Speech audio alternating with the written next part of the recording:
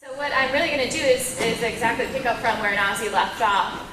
Really thinking about how can we apply a lot of these components that she's talked about, again starting with our case and then moving towards documentation. So it's going to be the next level of really combining the things that hopefully you were thinking about even over lunch while you're having a nice meal and really putting it together.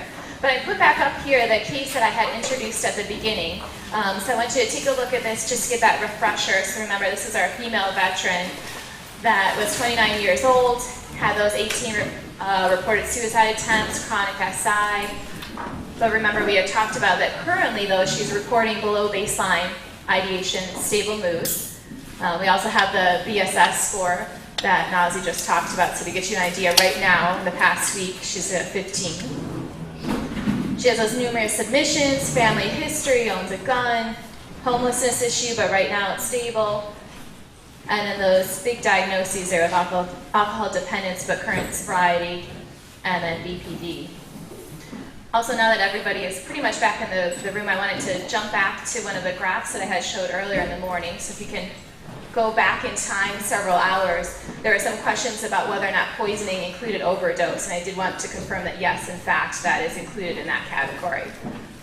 So here's a case here, and what I'm going to ask you guys to do, especially now that everyone's full and feeling good, is sort of work together with people around you. That was not the advancement slide. Here it is.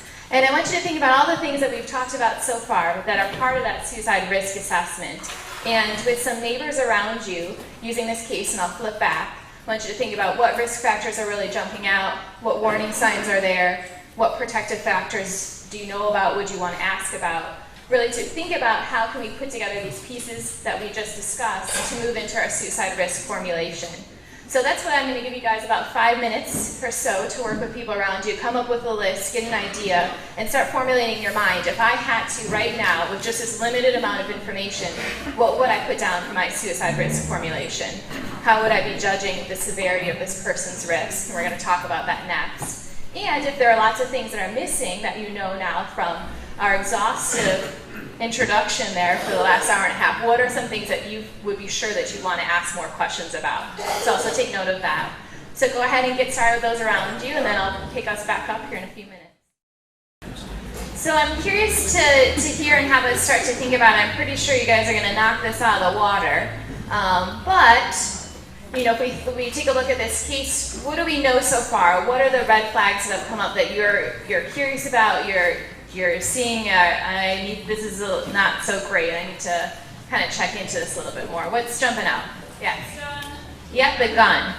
Like, so if we go back again 3 hours ago, we know for veteran women that utilize VHA services, that's a big thing we need to check more into. What else? Past history of attempts.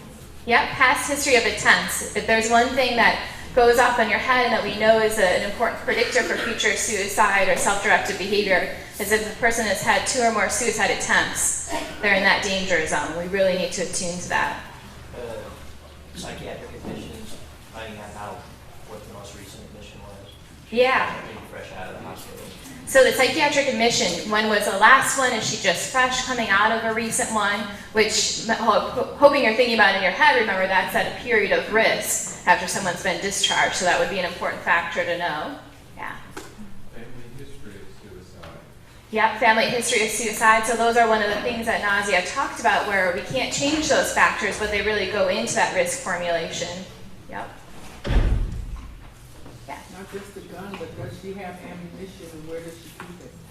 Yeah, I love it. Taking it one step further. So not just a gun, but does she have ammunition? Where is she keeping it? Does she have a gun safe, trigger lock, any of those things in place? And then I think importantly, which I'm sure many of you are thinking about, does she have a plan that involves the gun? Is that even relevant in some ways? We know that definitely if she has a plan and intent, we want to get that in some way either out of the house or restrict that means to make it a little bit more challenging. But we don't know, maybe that's not even something that's part of her chronic SI or plan. So it'd be important to even take that one step further. Yes? I would want to know what the relationship between her alcohol dependence and her previous suicide attempts were. Was she loaded every time she attempted suicide before? Yep, so Because the 6 months of sobriety is a good protective factor. Yeah, so getting more in depth here about this substance abuse. In the past, were all of her attempts associated when she was using? What about this sustained sobriety? That really could be a protective factor. I recently presented this case down at the Prescott VA, and a clinician there brought up a really important point of, you know, what does a sustained sobriety look like? Was she in treatment? Was it a residential treatment? Was it inpatient? Was this something that she did on her own with support, just out in the community? That would be a really important factor, again, to start to tease that difference between risk, protective factors, that waxing and waning that we'll talk about for some of the risks.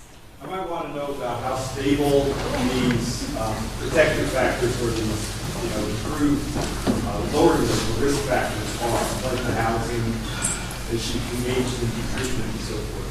Yep, so another key point, which, it's kind of set up that way that the ones that are indented a little bit are these really nice shifts that have happened that look like protective factors, but what are the stability of these? Are these things that just came in last week? Are these things that are really present, that are holding for her? Or is that something that's a slippery slope that could easily flux back into the other direction?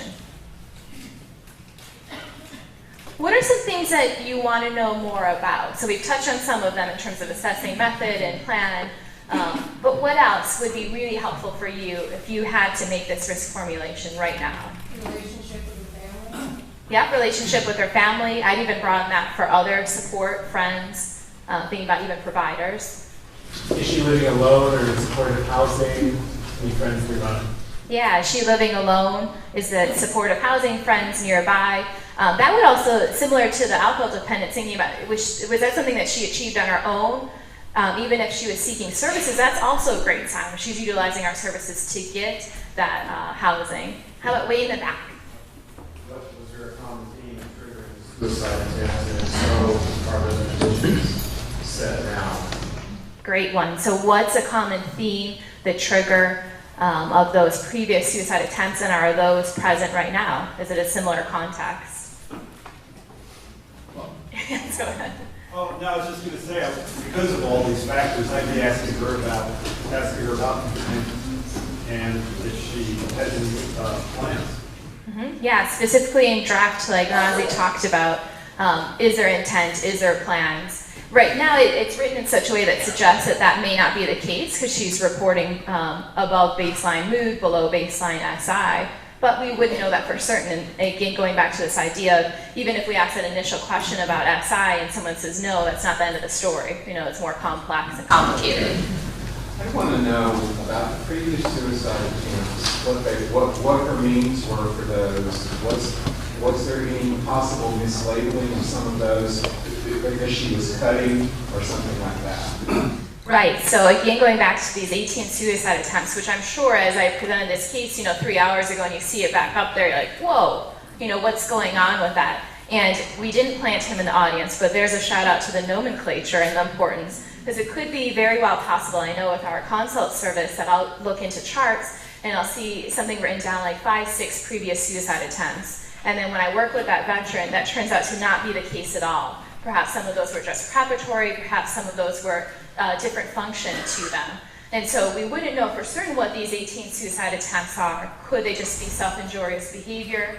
If that's the case, we're looking at something very different. That wouldn't necessarily put her out of a risk category, but it's helpful information for us. And I think just in general, getting to a functional assessment of these behaviors can be especially important, thinking about the gentleman in the back that talks about what's the antecedent, what's the trigger to that, what's the actual behavior itself, and then what's happening afterwards, I think could be especially helpful for us. Were these 18 previous suicide attempts, were they all resulting in hospitalization? Did that help? Did it make things worse? Again, going back to some of those ideas of defensive practicing.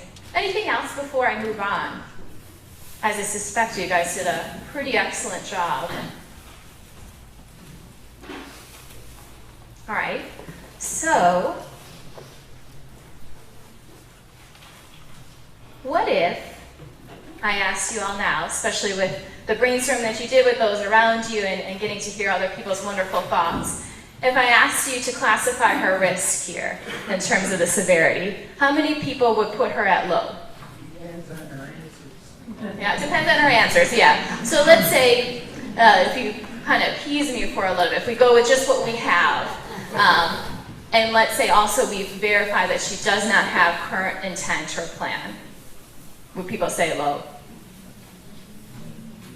Maybe about a third. How about the other end of the spectrum? How many people would say, nope, I would put her high? See one sort of tentative, we'll count that one. How about the intermediates, or the in-between? All right, so we're picking up most of the folks there. So I hear people starting to hint at this, and I'm sure you have an idea of where I'm going with this because we've talked about it, but you may be similar to, this is my friend the Puzzle Panda that I like to use, where, there are pieces of this that you're thinking, there's some elements, especially those indentions, that really suggest some protective factors in place that maybe it's low, but there are other things there, especially those that are non-modifiable from her history that are screaming chronic, sort of that there's something else going on along these lines.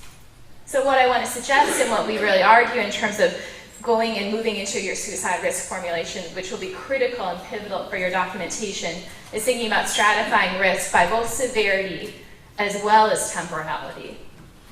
So we still have our severity piece, which will be critical and really important in terms of what we're thinking about intervention and what's the immediate next steps. But now adding this layer of acute versus chronic, it allows us to get to that more nuanced assessment that's necessary for suicide risk, especially with a case like this. I think one thing that's especially troubling and difficult for us, and many people have talked about, are those individuals that have chronic suicidal ideation and maybe have a history of some behaviors, but at this current moment in time, they seem okay. What do we do with that? And I think if we go back to the idea of balancing those principles of autonomy and the beneficence, that's always the troublesome one. I try to get around saying that one.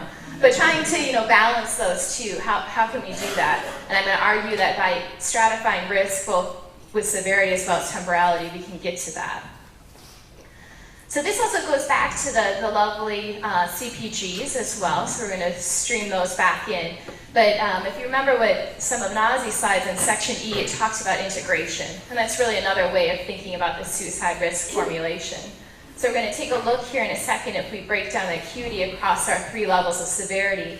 What does this mean in terms of what needs to happen for the setting of care?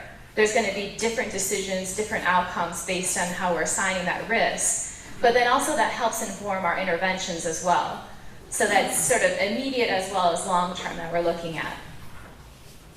So what I'm going to do next is go through the acute risk and highlight what does this look like if an individual is falling into the high versus intermediate versus low, and then we'll talk a little bit about chronic as well.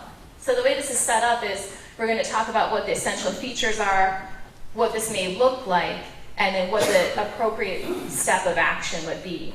So if we're thinking about someone that's at high acute risk, and remember acute are things that are brief duration, maybe recent stressors, so not necessarily those things that are chronic and enduring, but in this moment, a person that's at high acute risk is going to be having or reporting suicidal ideation with intent to die by suicide. And what's really key for this high classification is inability to maintain safety independent of external support. So these are the individuals, especially if you think about that subjective versus objective intent. Either they're giving you reason to believe, or there's something else sort of lurking beneath the surface that you know that if this person left you right now, you're not sure if they're going to be able to keep themselves from acting on these plans.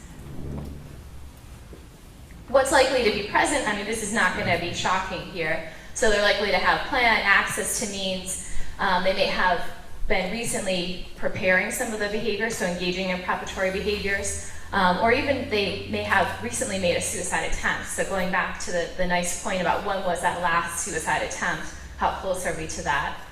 They also are likely to have acute axis 1 illnesses, and then maybe an exacerbation of axis 2. One big thing that we're going to talk about, especially when we're focusing on the acute, is that there may be recently some type of acute psychosocial stressor that's pushed them one way or the other. So that could be a relationship, job loss, some kind of financial concern, and that's really what's kicking them over the threshold. So what do we do for these folks? These are the individuals that we're most worried about, right? And specifically going back up here, this inability to maintain safety is really why we're going to push ourselves into action for a psychiatric hospitalization. So So this may look that it has to be involuntary. It could also be voluntary if you have that rapport with the individual and they can also acknowledge with you. But these are the individuals that are at highest risk acutely in this moment that we need to use a hospitalization to keep them safe. Now this is in contrast to individuals that are going to fall into this intermediate piece, and we'll see what differentiates them from going into high. So in terms of essential features, they're going to look pretty similar to those that we just described, but the key point are that these individuals are able to maintain safety independent of external support. So again, this is probably information that they're giving you. Perhaps you have really nice access into collateral information. Perhaps they've demonstrated in the past that when they're at these points, they're able to keep themselves safe. They seek care, they use a crisis line. They're not in these vulnerable periods. So what's likely to be present, like I said, they're going to look pretty similar to those at high acute risk, except they may not have as strong of an intent, or they may not be engaging in preparatory behaviors in the same way, in the same characteristic fashion. They may be more likely to talk about reasons for living. One of the things that I always talk about when I'm speaking on suicide risk assessment is that if you ask an individual what their reasons for living are, and they're not able to give you those reasons, or you really have to massage or work it out of them, that's telling you some really big information. That's always a sort of piece of that suicide risk assessment that Nazi talks about that really is going to come in here as well, critical for how you're making that risk formulation. And then there's this other piece which kind of shadows the fact that they're able to maintain safety, is that they're able to, or they report desire to abide by their safety plan. So you can safety plan with these individuals and they report to you and you feel comfortable with the fact that they're going to be able to follow the steps. Again, that's pivotal in keeping themselves safe. So what's our options? So you could consider psychiatric hospitalization. I think this is really going back to what Lisa had talked about, making sure that you're balancing all those principles. If the person is not sure if they'll be able to keep themselves safe, it may be a nice avenue or route to think about voluntary hospitalization, especially if you can work with them and sort of come up with the pros and cons to that. But for some of these folks, intensive outpatient management may be enough. So again, going back to the fact that they can keep themselves safe, even though they have these risk factors in the acute run, this may be a decent way to keep them in terms of treatment. Now, low acute risk, essential features, no current intent, no plan, no preparatory behaviors. And again, we see this coming up here, collective high confidence. So this could be the patient, the veteran themselves, providers, family members, that they're able to maintain safety. What I think is critical and what I want to really jump out from this side is that an individual can be at low acute risk and still be reporting suicidal ideation. So someone that you're working with reports SI, that doesn't mean that they necessarily need to be elevated up. So an individual could very well report SI, perhaps similar to our case, but they don't really have a plan. There's not that same intent. It has that qualitative feel that's different. We talk about here, if the plan is present, it's likely vague, or there's lots of stipulations in place for it to happen, no preparatory behaviors. So an example I give is I had worked with an older adult that was probably describing what we see more passive death ideation, and he's saying, I just wish that I wouldn't wake up, tomorrow morning. I'm in so much pain. This is so difficult for me. So I did some more assessment, and I said, have you ever thought about killing yourself or harming yourself? And he was like, no, not really. Worked with him some more, and he said, yeah, I guess I could use a gun. I know people use a gun. I don't know how I would get a gun. He was also in a nursing home, one of our CLCs. I don't even know what I would do with that, and actually the thought of it sort of scares me to do it. So that's what we're talking about in terms of vague, that it's not in place, they haven't taken any preparatory actions to get a weapon. And then again, we see that they're capable of using the safety plan. So this is a shout out to when I talk later about how key the safety planning process is. So not only for it serving as a standalone intervention, but also it's going to help you really assess someone's risk and really get into that. So action here, 2 roads, 2 paths. Again, this is something that you would work in terms of with your veteran. It could be very well that these individuals could be managed in primary care, especially if they have regular appointments. Maybe they report having a good relationship with their PCP. That might be fine. For other individuals that maybe have more Axis I disorders, they may need to be followed by mental health care. And that's something that the two of you can figure out. So when it's, any questions before? Yes. Immediate risk, can you go back to that? When you talk about hospital psychiatric hospitalization, how do you balance that out with higher risk of suicide attempts after psychiatric hospitalization? So the question was, how do you balance the possible psychiatric hospitalization when we also know that after someone's hospitalized, they're going to enter that period of risk? Does that sound right? Yeah, I think it goes back into that weighing sort of the pros and cons to it, especially if someone's falling into intermediate. One thought that I would have is I would go back to seeing what happened before. So really idiographic, looking at this particular person. Were those suicide attempts always followed by hospitalization, and did that make things worse or did it make it better? And I think that would help me decide for this particular moment in time, would this be the path to take? In the past, if it's maybe when we talked about the defensive practicing too, that hospitalization obviously keeps our veterans safe, but it also provides possible barriers or interruptions into their life that may actually be their protective factors. So if they're working, we're pulling them out of their jobs. It may create stress at home with the family. So kind of getting an idea of what that's been like for the veteran before is one way I go. I have a follow-up. I just have one more thought about that. The other thing, sometimes I think we move to psychiatric hospitalization without thinking of what's the plan for the hospitalization, right? So is this something that could actually be worked on during a length of stay that is going to happen, right? So if the person needs like medication changes and monitoring, and that seems like it would be safest to have an inpatient, great. But if they need kind of long-term help around depression, if they need long-term help around housing, if they need, stuff that's really going to go on long beyond what the hospitalization, then I'm really trying to think about how can this person keep themselves safe. That being said, if somebody absolutely cannot come up with a safety plan, which we'll talk about, and you don't have confidence that they can keep themselves safe, it may be worth it to even spend one night in the hospital, 2 nights in the hospital, with the specific focus on moving towards immediate safety. Are there predictive factors of those who do try a suicide attempt after hospitalization? The question is, are there predictive factors of that folks who will engage during that acute risk period? I can say one thing about that, which is really not an answer. It's me trying to answer something different that I know about.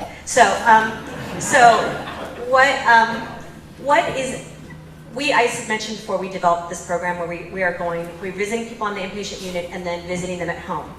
And they did this really interesting study in Europe where they interviewed people in the hospital and then they interviewed them at home, right? And what people thought they would need and what it actually looked like at home were significantly different. And when people got home, they actually didn't know what their discharge plans were. They had changed their mind. They weren't as happy to be home. The stressors that they somehow didn't remember as they were being discharged were all there waiting for them. So, I mean, I think one thing that would be really important is to mitigate that either by close follow during that period or having really serious and longer conversations with people about what was really going on in your home environment before you went to the hospital. And let's not like pretend it was like awesome that your son was dealing meth out of the basement, right? Because that problem's still gonna be there, right? And how do we think about that, you coping with that when you go home? And you'll talk about that around safety planning. I mean, I think one thing you're gonna hear about safety planning is it's not something that we think you should just kind of check the boxes for. It's actually another process that can really help facilitate. There is some research showing that among those who are discharged after psychiatric hospitalization, those who do die by suicide were less engaged in treatment. So I think it just gets back at to treatment engagement and how we can facilitate that.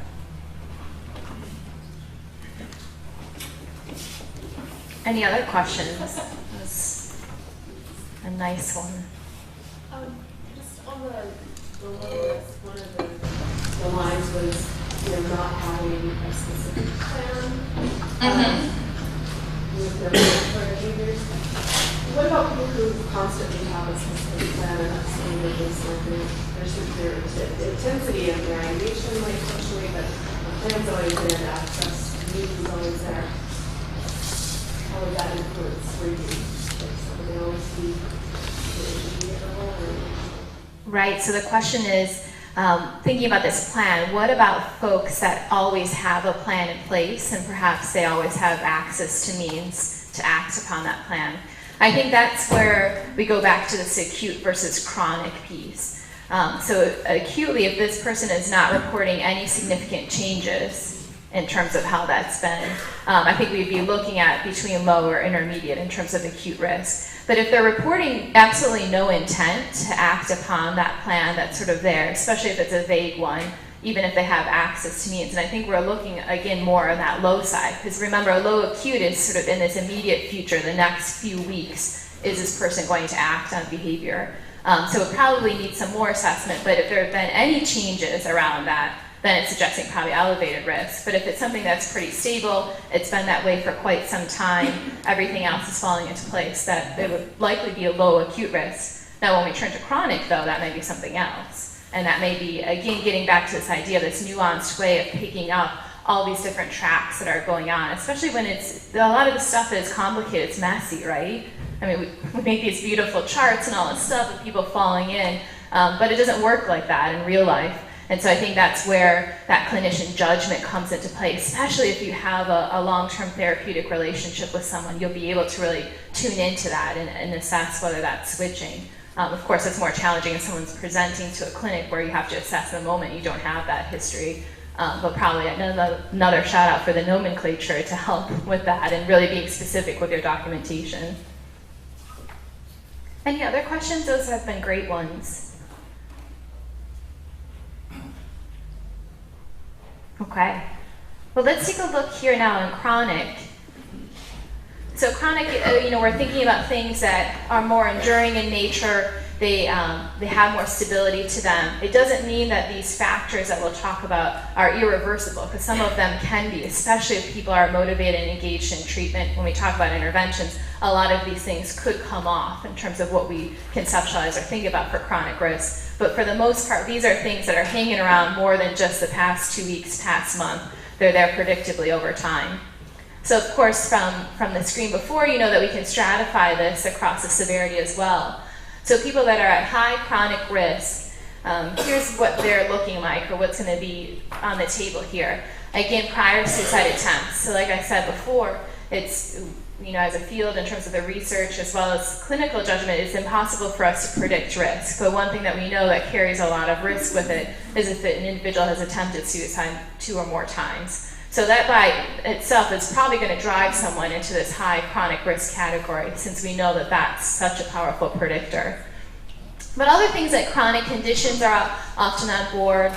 So things like chronic pain, chronic substance use, limited coping skills, and again, getting to this idea of unstable or erratic psychosocial status. So things are often in flux, or that there really isn't that stability to it. So things like the housing, even stuff like transportation, how that factors into employment as well as relationships. Those things are always going back and forth. And I think why that's important when we think about this is that these individuals that are falling into our high chronic risk category can become acutely suicidal. And this is often in the context of these unpredictable, or maybe sometimes predictable changes in terms of their psychosocial stressors. So that's why it's really important to take a look at that relationship between the two. If there's instability there, it's really problematic for these folks that are at high chronic risk, because that may tip this scale or may push them over the threshold, may serve as that trigger that could be then placing them in terms of high acute risk. So what we want to do here, of course, these folks in a similar way to our high acute risk, these are the people that we're worried about over the long run now. So not necessarily the short run, but over the long run. So we want to make sure that they're in routine mental health follow-up. They've got a safety plan. You'll see everybody should have a safety plan, so that's going to be across the board. But then thinking about routine screening, means restriction, and then intervention work to really help strengthen the protective factors that may be there. I think that's another piece similar to when I talked about assessing reasons for living, assessing people's strengths with every suicide risk assessment as well, because that's going to become pivotal in your suicide risk formulation and what you're recommending for intervention. So if somebody has some strengths there, or something, an area which you can work interventions into, then by definition, that's going to help them in terms of their chronic risk as well. Can a person high chronic risk be low acute risk? Yes. So the question was, can someone that falls into this high chronic risk category be at low acute risk? And we're going to get into that, especially taking a look at our case and trying to estimate. But it's interesting, right? Because if you read the high chronic risk, you would think like, oh, those people would always have to be at an elevated acute risk. But if we sort of believe into and buy into this research that supports these classifications, people can be at just an enduring sort of stable high chronic risk. But in the moment, acutely the next 2 weeks, be at low. Which if you think back to initially when I was asking you guys to just rate across the severity, you wouldn't be able to tap into that. So that's really the nice nature of having both the temporality and the severity. All right, so those at intermediate chronic risk, again, it's going to be pretty analogous to what we saw for acute risk, but again, we're talking about these factors that are a little bit more stable over time. The key thing here and why we've highlighted it in the red color is that there's a balance that's there with intermediate that we don't see with the high chronic risk. So these are folks that have protective factors, they have coping skills on board, reasons for living, stability, and because of those, it suggests an enhanced ability to endure crises without resorting to self-directed violence. So these folks, even when faced with pretty significant stressors, have enough kind of in reserve. We talk about cognitive reserve, right, when we're doing things like neuropsych testing. So this is similar to that. These individuals have enough reserve in terms of coping skills, protective factors that can help buffer them out, that they're not going to tip the scale or move over that threshold to then engage in some kind of self-directed violence. Here for these individuals, we would still want to have routine mental health care to monitor, but then also the intervention is going to look a little bit differently because now we have identified strengths and the intervention point then is continuing to further build on those, help expand their coping skills, maybe their distress tolerance and those things. Now for low, this is similar to intermediate. Again, we're going to talk about that balance. But this is the next sort of step down. So these individuals have a history of managing stressors without even resorting to suicidal ideation. So for intermediate, we were talking about not resorting to some type of behavior. Here we're talking about that these individuals have enough on board in terms of their reserve to not even go to the place where they're having ideation. What's typically absent here, which this isn't going to be surprising, that they don't have a history of self-directed violence. Typically they're not going to be reporting chronic suicidal ideation because that by definition negates the first bullet point there. They're also not going to have a tendency towards doing risky, impulsive things. So we know that there are definitely some veterans that we work with, that I know that I've worked with, that have more of a propensity to do that. And that seems to often go hand in hand also with their ideation or some of their behaviors. So that's typically not present, or at least not as significant in terms of their presentation. And then also things like severe and persistent mental illness usually is not characteristic of individuals at low chronic risk. And then they're usually functioning quite well, which I think makes sense if we think about that reserve and the balance there. So, the case is back. So I think at this point probably people are pretty familiar with it. But now what I want to do is bring back up a more broadened option here for you. So we're going to have our severity, we're going to have the acute and chronic. So what I'd like you to do is just take 1 or 2 minutes with those that you discussed before and decide what your formulation is going to be. What are you going to rate for severity both on the acute side as well as the chronic side? So I heard a lot of good discussion. I'm going to break this down a little bit. Let's start with the chronic side of things. What are folks thinking for this case? High, so lots of highs. How many in their discussions came up with high? Chronic, we're talking about chronic, yep. All right, how about others? Intermediate for chronic? Well, it's interesting, it's all on this side.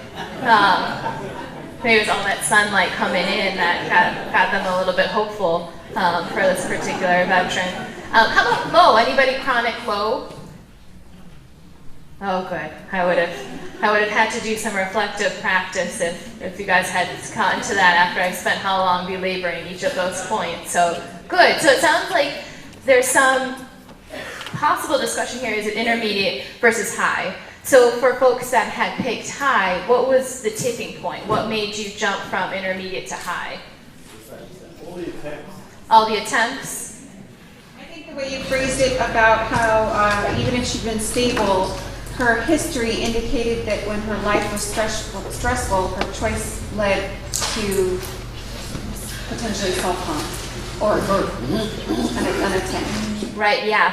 From what we have, at least it's presented on this slide, that there's this evidence that because of her history that she's resorting to some of the self-directed violence, to some of those behaviors. So the history telling us that this is sort of the story or what it looks like. Also, I don't think there's a balance between risk and protective factors that you really sort of define for intermediate. It's like a balance is missing. It's a little bit still higher on the risk. Yeah, so questioning the balance, which I had talked about, is there those protective factors, reasons for living that are weighing it out? It could be certain that we, with more further assessment than what we have on the slide, that may be there, and you're right, that would help tip the balance one way or the other. But if we just went off straight what I had presented, there's definitely not much evidence for that. Yeah. But there's implied evidence. I mean, 18 attempts and she hasn't succeeded. There's just too many unknown variables about, the method, the severity of the attempts, the hospitalizations where they self-admit, where they, detain. There's just too many, unknown variables in that. So I would hate to put her at high simply because you could just be messing her up a hell of a lot easier than if you just left her at immediate. Chronic alone says that it's an issue that has to be monitored. Yeah, so some nice kind of reflective thinking there. One, I like the point that there's too many unknowns here, that it would probably go back to some of that defensive practice and what we're thinking about. If this is all that we're deciding upon, we're not only protecting the veteran, or we're not protecting the veteran, we're not protecting ourselves then, because we don't have enough information to look at these attempts. Were they actually suicide attempts? What was the situation with the hospitalization? And I like the point of talking about and thinking about the need to gather additional information so that you're picking the right risk level. So even here, we're talking about chronic, which again, if you think back to the next steps or what we would be doing, isn't necessarily that hospitalization point. But I like it because this will be what we'll talk about in a second, part of the documentation. And so it is sort of in everyone's best interest to make sure you can collect all that information so that if you are putting that, especially the chronic side, that's communicating to future providers, right? So it sounds especially important then to collect all the data to know and feel really comfortable with what that intermediate versus chronic would look like. Yeah, well, I was interested because in the beginning you guys were talking about when people document attempts, were they actual attempts with a plan and with means to carry it out, or were they attempts as in it was just sort of behavior? From my understanding, borderlines tend to present with kind of a suicidality and saying that they're going to kill themselves when they don't actually have the intent to die, but more the intent to seek attention. So, I guess that would be my kind of question as far as, are we assuming that these were actual attempts, 18 attempts to die, or were some of those attempts because of her borderline personality? Yeah, so hopefully I can summarize all of that. The thought of thinking, especially with individuals that have borderline personality disorder, we know that their suicide attempts or self-injury may function for, this is true for everyone, no matter if you have borderline or not, the actual behavior will function differently. So it would be necessary, again, to get this information to make sure that those were in fact suicide attempts. And I think that again is another line of questioning. What I'm going to encourage us to think about is let's pretend that this case was for sure 18 documented suicide attempts. But I like these points that people are bringing up that you need to kind of look back onto that. I think one of the things that we talked about is that it's 18 attempts and she's 29 years old. So the frequency of events is, say, even over 15 years, that's over one a year. Exactly, nice point there. So 29-year-old with 18 suicide attempts, what's that timeline look like? And it probably could come out to an average of, let's say, one per year. Or it'd also be important to take a look were these things just happening within the past 2-3 years? That could be another factor, sort of another caveat to look at as well. Or a cluster when she was 15 years old and then a long stretch of time. So I think the whole history would really impact that. Yeah, so also this idea of were these 18 suicide attempts, or maybe a huge majority or a chunk of them, did they happen 15 years ago? You know, even prior to her military service, things have been pretty good since then. Exactly. So I think we're all on the same page that we want more history here for some of these facets. So what I'll suggest, and again, this is somewhat arbitrary because we don't have all the data, is that likely, I have too many things that I'm clicking here, that she probably would fall within the high chronic risk category. Again, if we believe sort of what is on the slide, we've done additional investigation and all kind of comes through and supports that. Let's switch to the acute side though. What do folks come up with for acute? I hear some lows, intermediates. How about we'll start the other side? How many people thought high acute? Good, I did my job again then, that people weren't falling into that category. How about let's see intermediate? And how about low? All right, low definitely ran the game for that one. What were the tipping points again here for thinking about acute?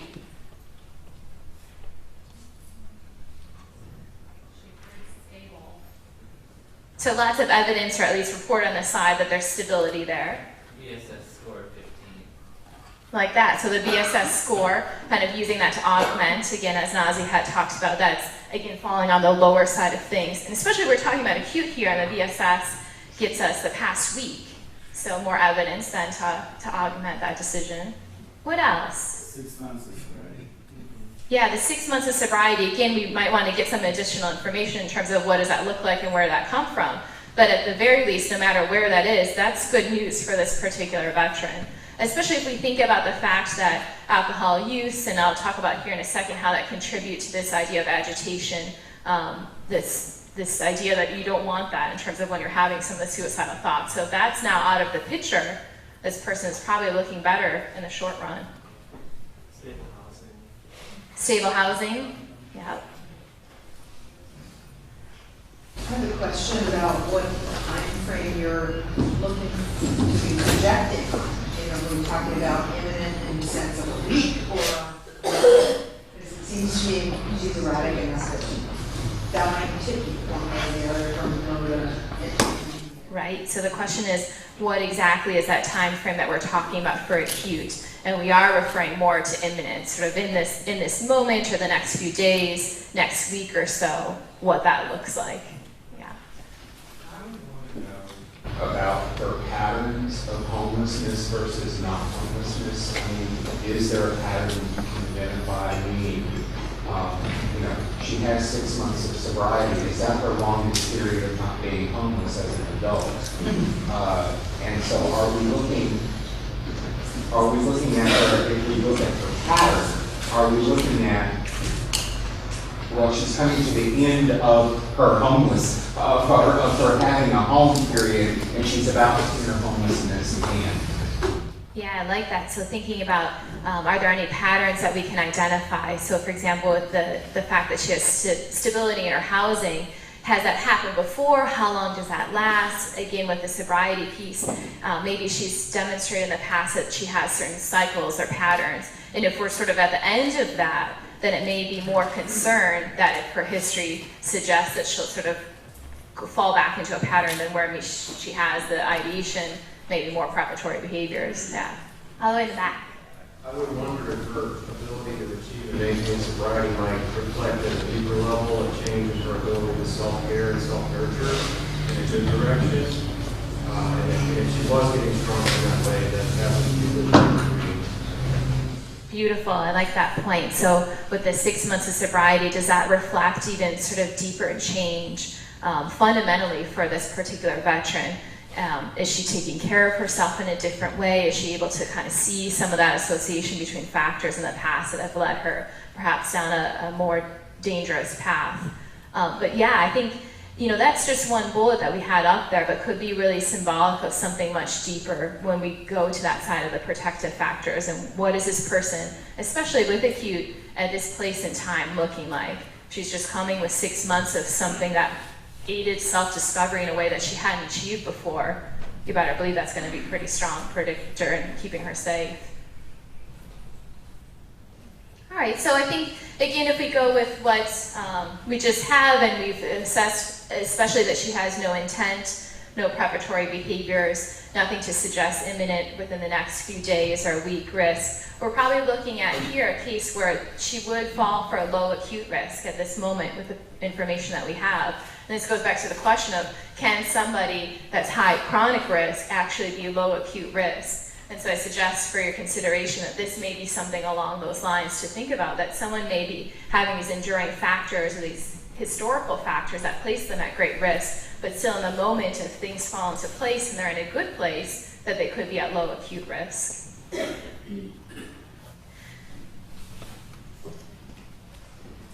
So next I want to talk about the documentation. So up to this point, I mean, just in here talking about, we've spent, a couple hours, but if you're working with a veteran and you've gone through this suicide risk assessment process, you've done a lot of work. And I imagine many of you do these processes and you have these conversations and you collect the data. And the key factor is making sure that you document it then, right? That your suicide risk formulation, because if it's not documented, then it may appear that it didn't happen. And that's probably not the case at all. So in terms of documentation, I'm at fault of this, especially with our consult reports when I see people, I read 4 to 5 pages of stuff, that every single thing that you can possibly imagine in my conceptualization, and it's really thorough. And I imagine that not everybody reads all that information. So what I really want to point to here is how you can take a lot of these factors that are really critical. They're the ingredients of your suicide risk assessment, and then combine them into the formulation, which in some ways, there are a couple of suicide researchers that have talked about the assessment is like the ingredients, your formulation is the recipe of how you put those ingredients together, how do they combine to make sort of that final product. So what I encourage is to think about how can you put in your notes or your assessment or your template to make sure this part really stands out, because this is really the huge piece that you want to communicate to other providers. And it can be as simple as something like this. So for this particular case that we had, although the patient carries many static risk factors, placing her at high chronic risk. And if you wanted to, you could list some of those to demonstrate what you guys had talked about. Her present mood, stable housing, sustained sobriety, SI below baseline, and no current intent suggests a low acute imminent risk. So this really helps get to that double-edged sword that we sometimes find ourselves in, that if we only have the severity as well, not the temporality. So we're always, wondering about if we're discharging someone at high risk, how you can warrant discharge there if you're just saying someone at high risk and you don't have the temporality. Or similarly, if you place them at low risk, why they engage in a behavior acutely within the next 2 days. So by, again, using the stratification of both severity as well as temporality, it helps with that double-edged sword. And so here back is the green box that Nazi spent a lot of time with. So again, remember, one of the things to take away from this is the green box, so the idea that I've joked about, you can make a small tattoo, that it's just, that's something we should do at the Myrick. Maybe I can get Dr. Brenner to see if we could do that. But again, these are the elements, these are the ingredients that you've collected as part of your suicide risk assessment. So you want to be sure that this is also part of your documentation. So specific and direct information on each of these pieces in the green box. And then that's the critical piece, right? So highlighting that is pivotal in terms of both protecting you as well as the veteran. Can I ask you a question? So in the documentation, you're not mentioning anything about the fact whether, we don't know if she's impulsive or not, but there's no mention of the gun. So, okay, she's got 18, attempts or whatever, and again, the variables kind of askew, but there's no mention of the gun whatsoever. I wouldn't want to go to court with that. Yeah, so the question or the thought was, well, what about this gun piece that we had? I think it goes back to the fact that we probably collect that information and report it under the green box. So again, how this case is written, she doesn't have any intent to use that gun or have a plan for it or any preparatory behaviors. If you found out differently, then yes, by all means, this whole documentation is going to change, right? Our whole risk assessment is a classification is different. But it would be important to have that as part of the green box, especially if in the past she's used that gun or she's thought about using that gun.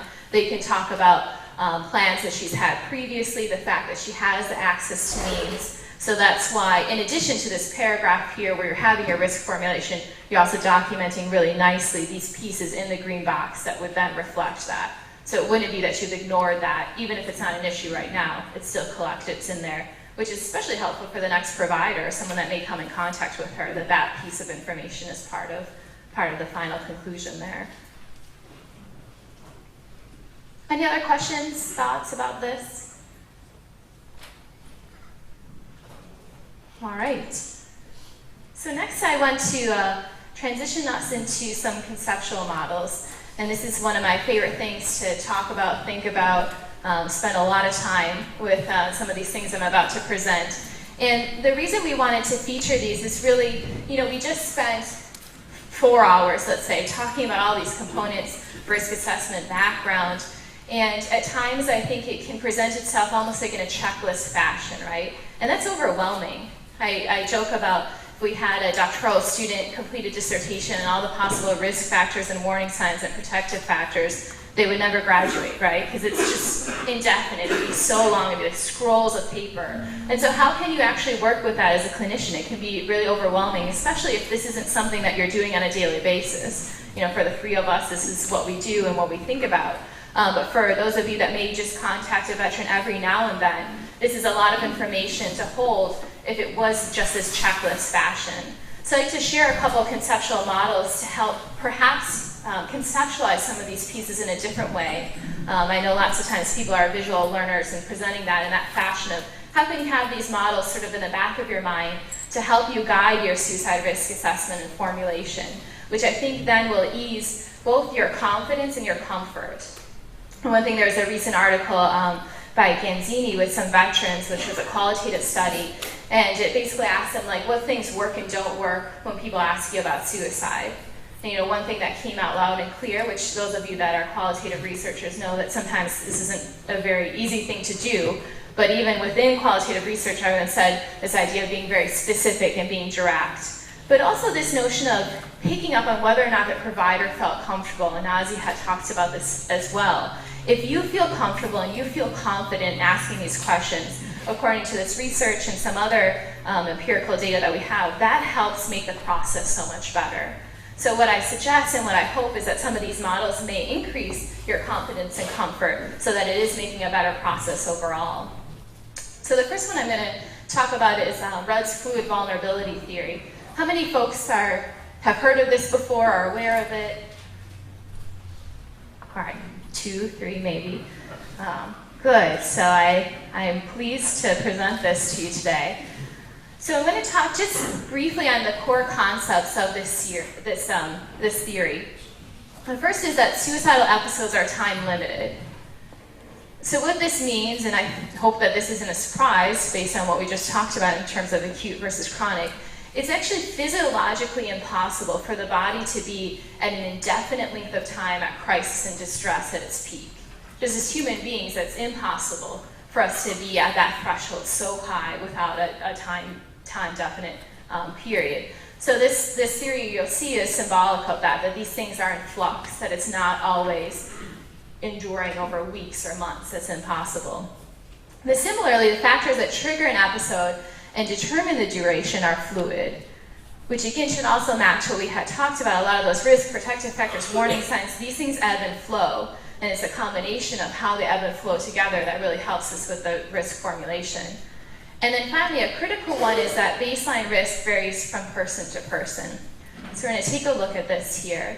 So this is, I'm so glad that the screen is back on, because this would have really been a buzzkill if half of the graph was missing from my point. So now we have it all, which I'm pretty pumped about. So let me orient you to this. So what we have 2 people, person A, person B. We have this theoretical threshold that if you are above this, you're into what Rudd determines or uses as a suicidal mode. So basically, they're in that acute risk. So the first thing that I want to point out is the fact that, again, what we can see here is baseline risk varies from person to person. Person A has a lower baseline risk than person B. So this is true of all of us. So if we took, the evening together, because I'm sure people would love to do this, and we all perform suicide risk assessments on each other, we would all have a different combination of baseline risk, and that's just inherent as part of human nature. But it's extremely helpful to think about, especially if we're doing these idiographic assessments, that each time you see someone, you need to get an idea of what their baseline or their chronic risk is. One, for having this conceptual model in your mind, but also that's going to be key in that documentation piece when we're stratifying risk by severity and temporality. So the next thing I want you to look at is this acute risk. And I checked this probably at least 20 times. So these red areas are actually the same size. It doesn't look like it. It's one of those like misperceptions with the eye. But I guarantee that they are the same size, which this is impossible that we could have two people experience the same stressor, perceive it in the same way, react. But let's say that was possible. These person A and person B had the same trigger, had the same psychosocial stressor, same reaction to it. But because person A's baseline risk is lower than person B, this acute risk, even though it's the same thing, is not pushing them over the threshold. So by definition, because this person carries a higher chronic baseline risk, it's going to take less or fewer stressors to push them over this threshold. And what we know are these things are fluid, right? So if this person's over the threshold, this really helps us in terms of intervention. So we need to figure out what we need to do right now to help this acute risk dissipate so that they're back down to their chronic baseline risk. And then over time, we're going to target these factors here. How can we get the blue boxes lower? So that then if a person does get confronted with some kind of stress or some type of trigger, that balance is going to be more in place. So we see, as we talked about here, for more of that intermediate category, this person hypothetically has more protective factors, more reasons for living on board, more support that's helping them have that balance there. But I think this is not the most complicated model if you think about, especially researchers doing their nifty things with all the analyses they can do. This is really clear, straight to the point, and I like to feature it and offer it as a way to help with that conceptualization of the acute versus chronic. And especially if you're working with someone over the long term, it can be really helpful to have this model in the back of your head of them, sort of where are they at. That's going to help you figure out what things you need to ask about, what are the next steps in terms of your intervention. So I also wanted to do, I had put this together. So this could be the hypothetical fluid vulnerability theory portrayal of our case example. Again, we don't know, I'm sort of making this up and making it fit for what I want to emphasize. But, we had talked about how her chronic risk or her baseline risk was high. And so she had a lot on board, especially if we believed and did further investigation for the case. But because she had that stable mood below baseline, SI, the sobriety, she's got housing, this could be a possible symbolic representation of why this person, especially is at low acute risk, and why she's not above her threshold. So I'm going to pause for a minute, see if people have questions about this, help you kind of let it soak in a little bit.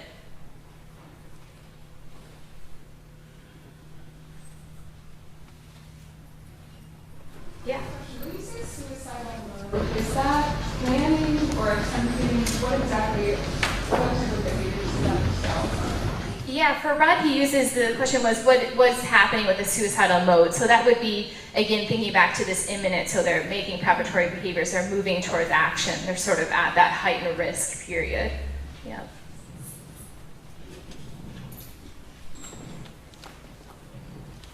I see people slipping out, and I'm going to say I'm about to do, I don't want to call people out, but I'm about to do my favorite thing next, so just in case. I didn't think that one through.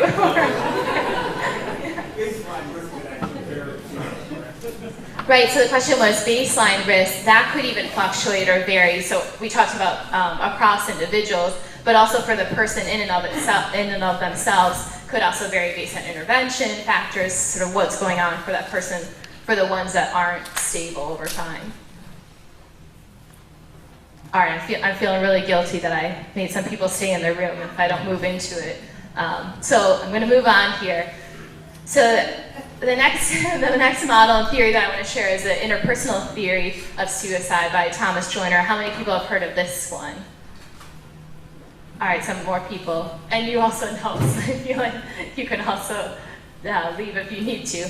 So this is, my colleagues that were with me at Palo Alto are probably like, don't give this lady a mic when she's going to talk about the interpersonal theory. This is her favorite thing to talk about. But what Nazi had talked about Thomas Joyner's theory a little bit, gave some of a preview. But this is, again, another conceptual model that I think can be especially influential in guiding your conceptualization of risk. And it also offers an opportunity to make it more of a dialogue or more of a process when you're working with people. So we have the traditional things that we have to ask about. Again, we want to be specific and direct, as Nazi talked about. But especially if you have a long-term relationship with an individual that maybe has chronic SI, what I want you to think about as we move through the models, how can you assess within these domains to make it more of a dialogue? So we'll be talking about both a person's desire as well as their capability, but how might that change the process, again, easing and increasing one's comfort and confidence? So let's get into this here. So according to the interpersonal theory, and as Nazi had talked about before, two things need to be in place in order to die by suicide. First, an individual has to desire death by suicide, which I don't think that's news to anyone. That wasn't a new piece of the theory. But the second piece is that an individual has to acquire the capability to die by suicide as well. So I'm going to go to that one later, but first talk about this desire piece. So according to Joyner and the theory, there are two components that comprise this idea of desire for death by suicide. And those include perceived burdensomeness and thwarted belongingness. And he breaks it down a bit further into some latent traits that load onto this. So in terms of burdensomeness, what's actually surfacing is an individual is reporting or endorsing self-hate as well as liability. So this gets to the notion, and perhaps you worked with individuals that say, you know, my death is worth more than my life. I'm such a burden on my family and friends that it actually would be a relief and so much better for them if I wasn't here financially, emotionally, run the gamut. And what I want to point out again, going back here, is this is a perception, and that's often the case. So when you work with veterans, this is what they believe and what they're experiencing. However, if you collected information from collaterals, oftentimes people say that, no, that's actually not the truth at all. It would devastate me if they died. I don't think that they're a burden. I'm more than happy to help. But it's this perception idea that comes into play. Another piece is sort of belongingness, again, which is comprised of loneliness and lack of reciprocal care. So again, this is thwarted. So it's going back to this idea of this perception that the person has that they don't belong. They don't have a place within their community, within a larger sort of definition of people. And so it's this idea that I'm sort of by myself, so my death wouldn't impact anyone else. And the loneliness is so severe that it causes me to think about suicide. So this whole piece of the model here is not really new or novel, and Joyner attests to this. You know, for decades we know from Emil Durkheim's work and Steinman's that these are the pieces that are pivotal in terms of why someone will experience suicidal ideation. But the new piece is this acquired capability. So according to Joyner, as well as evolutionary theory, all of us are born with a self-preservation instinct. Right? For many of us in this room, the idea of injuring ourselves to the extent that we would die by suicide is completely aversive.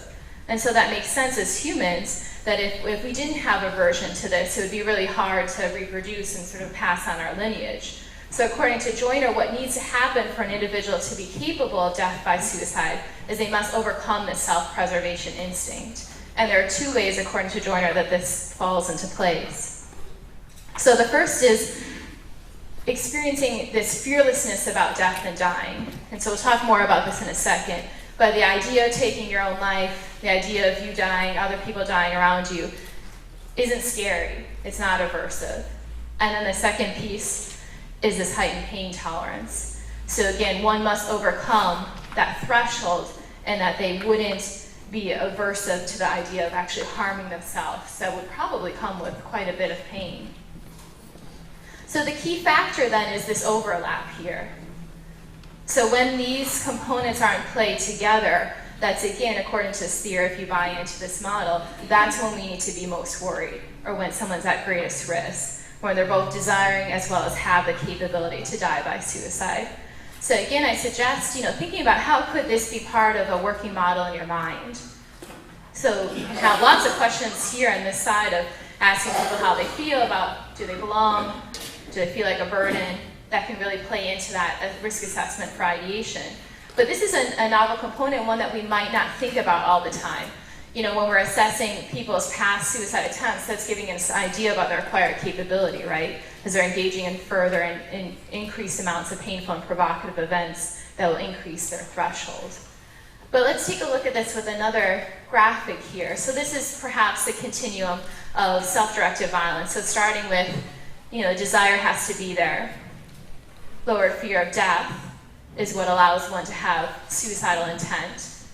Increased pain tolerance is then what plays into whether or not someone makes a near lethal or lethal suicide attempts. So if we pull in the components here, here's a desire piece. So the burdensomeness and belongingness are factoring in here, but then acquired capability is coming into these two routes. So one thing, and I'm sure many of you that are in the room that have worked with, especially a lot of the veterans that are coming back from the OEF combat, I'll work with them and they talk about, they say, Sarah, I don't have any fear of dying. I've seen so many people die. I've killed so many people.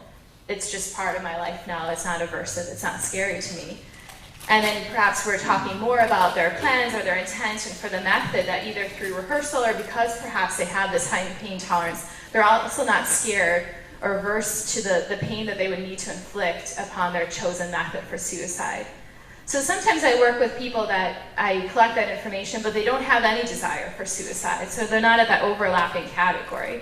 But I know in the back of my mind that if those processes are fluid and dynamic, and if that tips the scale that for whatever reason a person then desires suicide, if they have this acquired capability component in place, I'm going to be especially worried about them.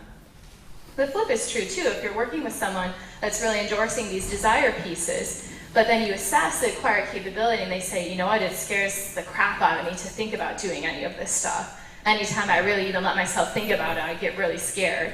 You know that they're probably at that stage where they're not quite as heightened risk. You, of course, want to assess more and kind of check into that, but that will tell you something from someone.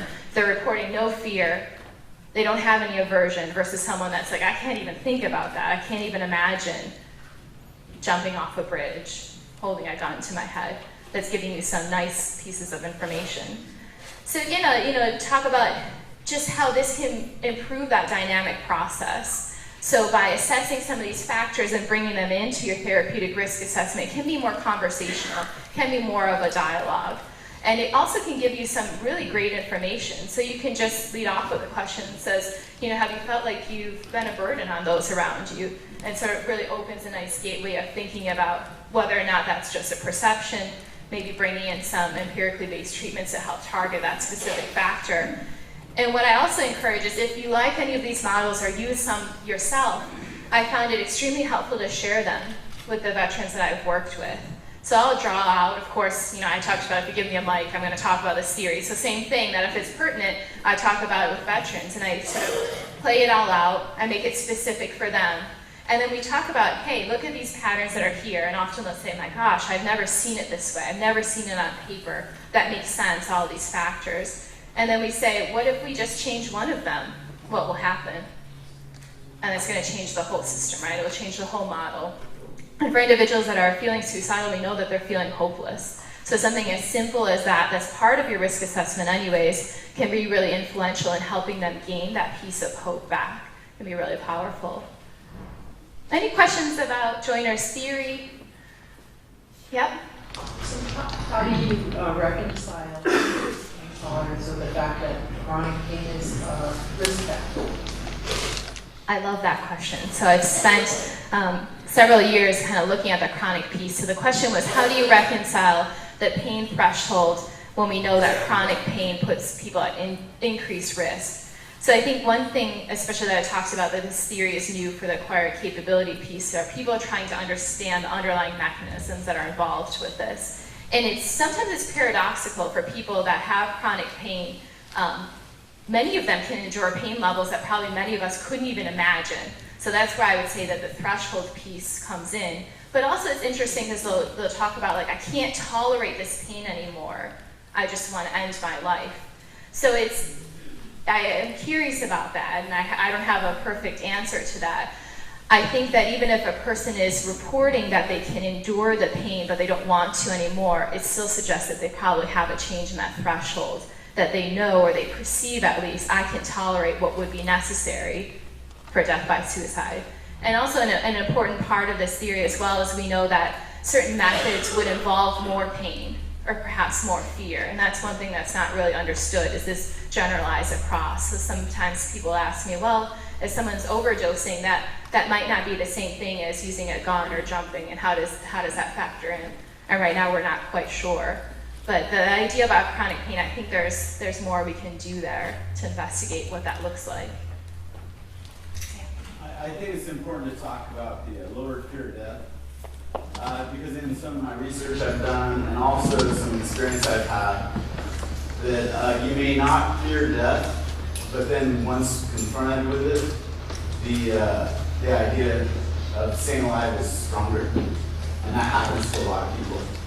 So they may not fear death initially, but once they've kind of crossed that line, then they don't want to die. And so we talk about that, because sometimes if they're in that place when there is no hope, and when we talk about that, once you cross that line, a lot of times you don't feel that same way, and then it's too late.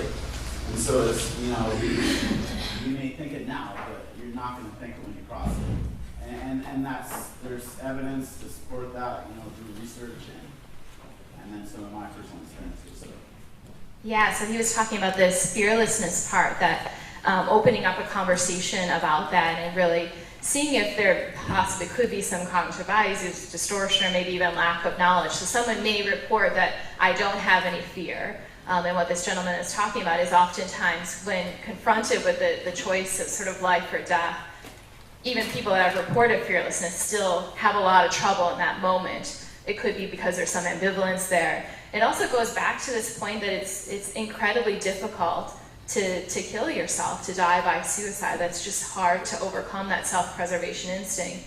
And actually this theory is starting to look at, even if these pieces are in place, oftentimes still individuals need some type of way to increase sort of this agitation or this threshold really acutely right in the moments before death by suicide, still to overcome. So, and this gets to this point of, even if people have this fearlessness, they have this heightened pain tolerance, still sometimes people, that's when they may turn to some kind of substance or something to help them with that agitation. And sleep also comes in here. The sleep and nightmares may be enough, again, to increase that threshold right imminently before that decision. What I like about this theory is it helps explain and maybe perhaps dispel a couple of pretty common myths about suicide, and that it's the coward's way out. Like I said, it's a difficult thing to do. It requires acquired capability, pain tolerance, and so forth. So, and also that it's a selfish act that perceived burdensome, as rational as it probably be, that you're doing it for other people who sort of better. So I think it's an interesting way to talk about myths and misconceptions and stigma about suicide.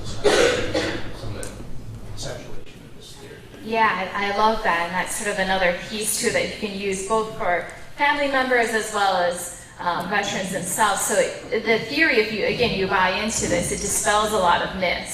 So one that he had just mentioned is that it's a coward's way to die, is to die by suicide. Which, if you believe this theory, it's very difficult. There's a lot to overcome, so it might dispel that myth. But then secondly, I really like this one about that it's a selfish act, which I think we hear all the time in media.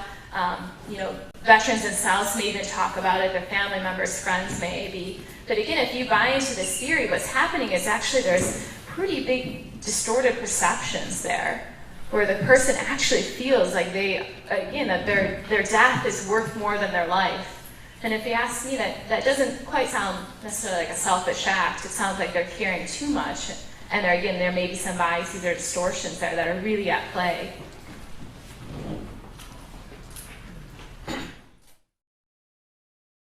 So I got so many great questions about the interpersonal theory that they're allowing me to speak for a few more minutes on this, especially tying it back to our case. I think, as Lisa talked about this morning, that sometimes when we get into the nature of language that we're using, or maybe assumptions as clinicians or things that's communicated in the chart, if we think back to our case with the borderline personality disorder, sometimes there's myths or misinformation about whether or not their self-injurious behavior or their self-directed violence, does it quote-unquote mean something? Is it just gestures? Is it sort of along those lines? Which I think many of us in this room would disagree with that point. But I wanted to talk just for a second about how the theory would address it, how Joiner's theory. So if we think about whether or not there's intent, or what's sort of the function of that behavior, if someone is repeatedly engaging in self-injury, attempting suicide, whatever that looks like, by definition, what they're doing is they're increasing their required capability. So even if this individual, let's say our case, those 18 suicide attempts weren't actually true definition of suicide attempts that we would talk about from our classification tool, but if there was self-injury, if there was something going on, some engagement in a painful and provocative event, that by itself would be increasing her risk for suicide, even if her intent isn't there in the moment. So that's one thing I didn't get a chance to talk about before we finished up, but bringing it back to our case again, that there's a lot of action, a lot of activity going on there. Something to think about when you're working with some of the veterans you may see.